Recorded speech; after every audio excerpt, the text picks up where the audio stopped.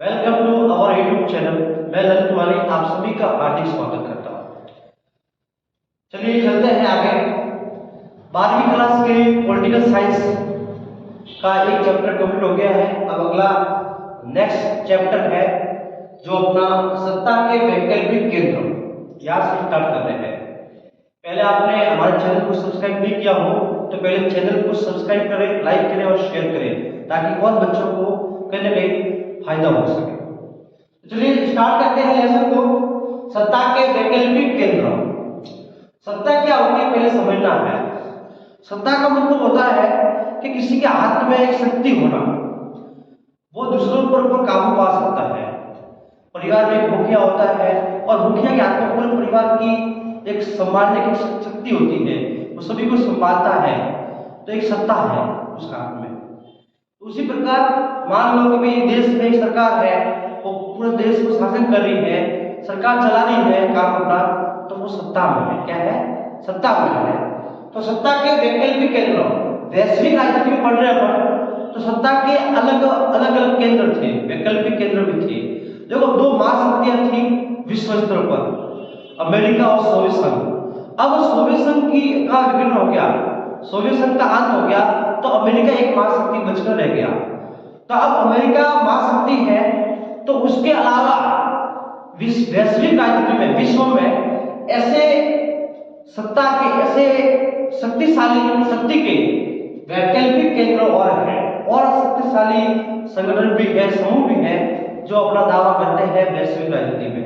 तो ऐसे बात करेंगे दो तरह के संगठन की वैश्विक राजनीति में या विश्व में, दो तरह के संगठन के बारे में बात करेंगे। तो वो अपने हैं, एक तो यूरोप में है, यूरोपीय महाद्वीप में, और एक एशिया महाद्वीप में, यानी एशिया में।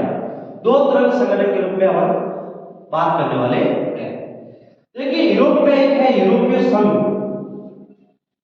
यूरोपीय संघ। इसका आपको ध्यान रखना है कि यूरोप में यूरोपीय संघ का निर्माण हुआ था और उसने एक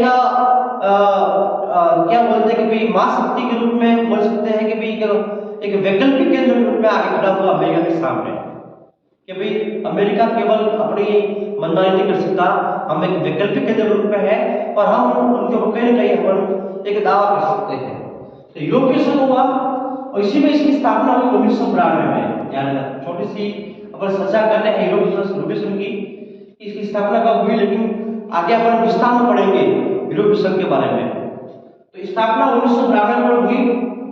इसकी मुद्रा का नाम ध्यान रखना है, यूरोपीय संघ की मुद्रा है, उसका नाम है यूरो। क्या है? यूरो।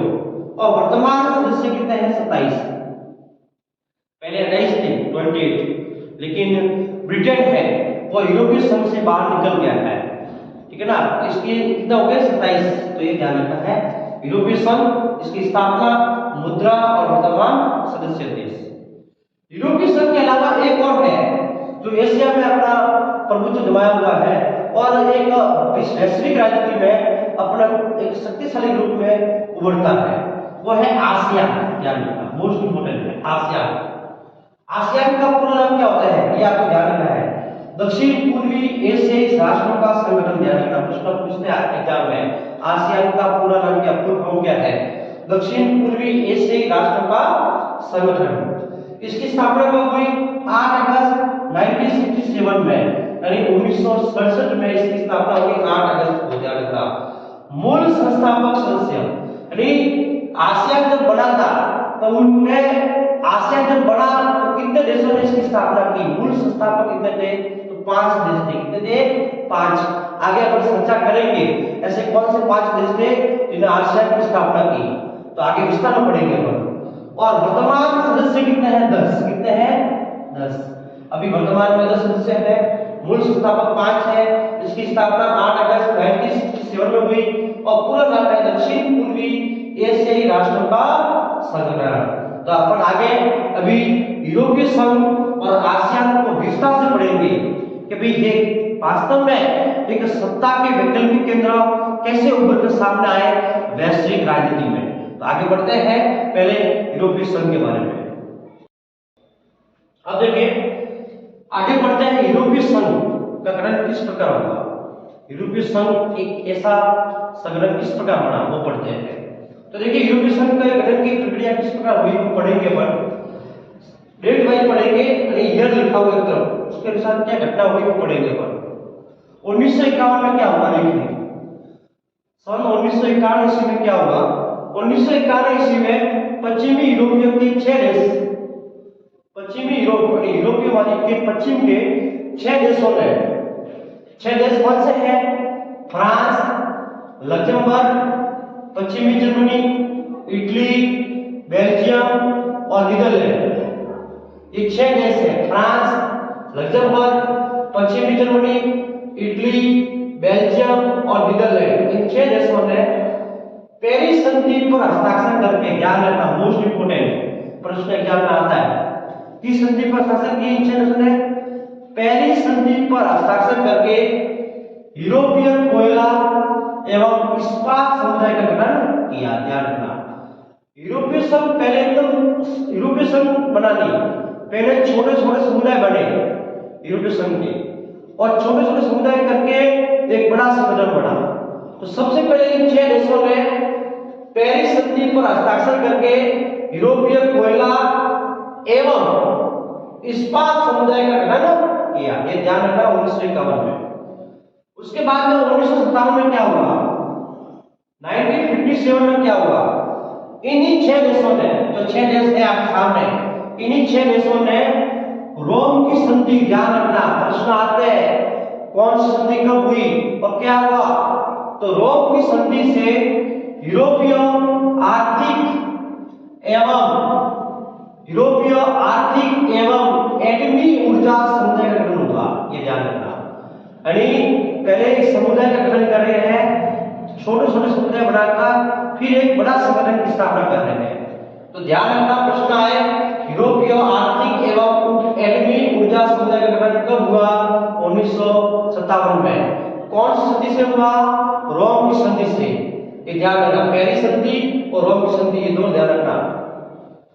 फिर क्या हुआ 1979 में, यानी 1979 में क्या हुआ, यूरोपीय संसद के लिए पहला प्रत्यक्ष चुनाव हुआ। यानी अब यूरोप की संसद बनी और इस यूरोपीय संसद के लिए पहला प्रत्यक्ष चुनाव हुआ, पहला प्रत्यक्ष चुनाव हुआ, ये ध्यान रखना। तो ये हुआ 1979 में। फिर क्या हुआ 1985 में, यानी 1985 में, 1985 में सांगेन की संधि, ध्यान रखना कौन सी संधि, सांगेन की संधि से यूरोपीय समुदाय के देशों के बीच सीमा नियंत्रण समाप्त किया।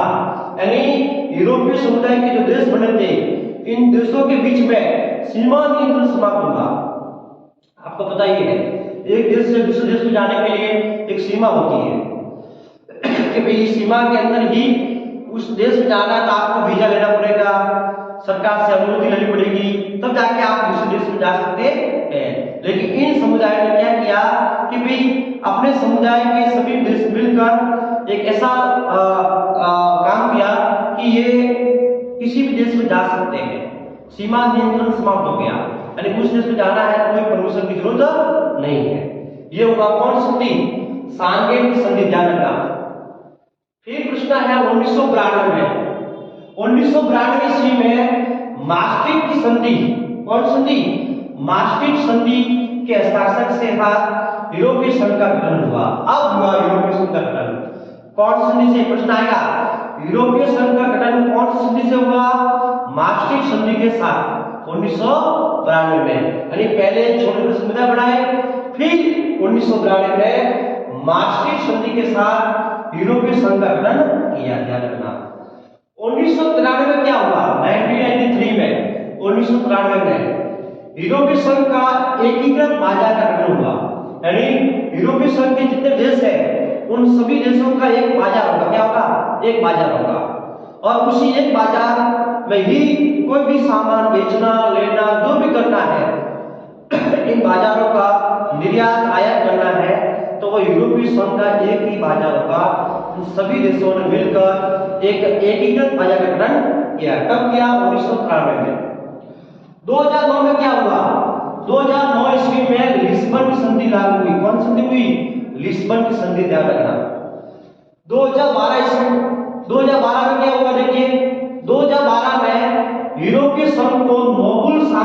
पुरस्कार मिला। देखिए वैश्विक राजनीति में यूरोपीय संघ एक शांति के लिए जाना जाता है। ये बोल रहा है कि हमारा प्रमुख उद्देश्य शांति स्थापना करना वैश्विक राजनीति में, और उसके लिए यूरोपीय संघ को नोबेल शांति पुरस्कार मिला। कब मिला? ये ध्यान रखना, 2012 में। कब मिला? 2012 में, ध्यान रखना। अब आगे देखिए 2013 में क्या हुआ। 2013 ईस्वी में क्रोएशिया यूरोपीय संघ का 28वां सदस्य बना। अब एक सदस्य और जुड़ गया, क्रोएशिया, और इस प्रकार यूरोपीय संघ में कितने सदस्य हुए? 28 सदस्य हुए 2013 में, ध्यान रखना। और 2016 में ब्रिटेन में जनमत संग्रह हुआ, और वहां के जितने भी लोग थे वो अधिकतर ये चाहते थे कि हम यूरोपीय संघ से बाहर निकल जाए, क्योंकि ब्रिटेन एक अपने खुद में एक आर्थिक संगठन, एक आर्थिक शक्ति है ब्रिटेन। और ब्रिटेन के लोग कहते हैं कि हम खुद अपना कोई भी भविष्य है वो हम खुद बना सकते हैं हमारा। और उसको देखते हुए ब्रिटेन में जनमत संग्रह हुआ, वोटिंग हुई, चुनाव हुए, और वहां पर 51.9 यानी 51.9 मतदाताओं ने 51.9% मतदाताओं ने यूरोपीय संघ से बाहर निकलने के लिए फैसला किया कि हम यूरोपीय संघ से बाहर निकलते हैं। 51.9% मतदाताओं ने बोला कि हम यूरोपीय संघ से बाहर निकलेंगे। तो ये कब हुआ? 2016 में। कब हुआ? 2016 में। और उसके बाद में देखिए 31 जनवरी 2020 को, 31 जनवरी 2020 को, यह आपकी किताब में मिली है, लेकिन डेट याद रखनी है, क्योंकि आप बड़ा प्रश्न आता है तो वह आप लास्ट में लिख सकते हैं, इससे एग्जामिनर आपको अच्छे मार्क्स देगा। आज तो वर्तमान का भी पता है। तो 31 जनवरी 2020 को ब्रिटेन यूरोपीय संघ से बाहर हो गया। बाहर ब्रिटेन यूरोपीय संघ से बाहर पूर्ण से निकल गया। और वर्तमान सदस्य देश कितने हुए? 27। पहले 28 थे यूरोपीय संघ में, लेकिन जैसे ब्रिटेन का बाहर निकलना यूरोपीय संघ में सदस्य संख्या कितनी होगी? 27 रह गई। इस प्रकार यूरोपीय संघ का गठन हुआ, और यूरोपीय संघ एक वैश्विक राजनीति में एक शांति के लिए और एक सत्ता के वैकल्पिक केंद्र के रूप में जाना जाता है। तो इस प्रकार यूरोपीय संघ का गठन हुआ। ये ध्यान रखना इंपॉर्टेंट। यहाँ से आपके कौन से ईयर में क्या हुआ, कौन सी संधि हुई, ये सब ध्यान रखना। एग्जाम में यहाँ से प्रश्न जरूर बढ़ेगा, पक्का आएगा। और एग्जाम में कितना प्रश्न आ गए, यहाँ से आपको मुझे पता है 3 नंबर का प्रश्न बनने वाला है। 3 नंबर का एक बड़ा प्रश्न आएगा। तो क्या आ सकता है? यूरोपीय संघ की गठन की प्रक्रिया को समझाइए। तो ये यूरोपीय संघ की गठन की प्रक्रिया है, या आपको पूर्ण सूत्र से लिखनी है और एग्जाम में समझानी है, तब जाके आपको 3 नंबर पूरे मिलेंगे। आगे अपन पढ़ेंगे आसियान के बारे में।